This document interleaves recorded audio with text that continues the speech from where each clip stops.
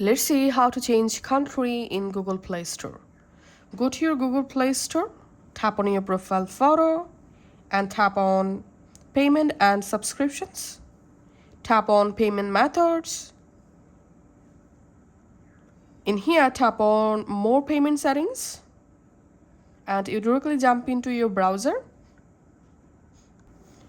In this Payment Center, you have to tap on this menu and tap on Settings. In here, you have to scroll down, and here you will find your country and region. Just tap on this edit next to your country and region, and now we have to add a new country profile. So tap on create new profile, tap on continue, tap on choose a country or region. Now go ahead and select your new country, tap on continue,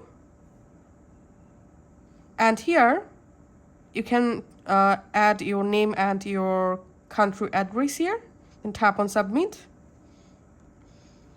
Once you tapped on submit, your new country will be uploaded. And that's how we can actually change country in Google Play Store.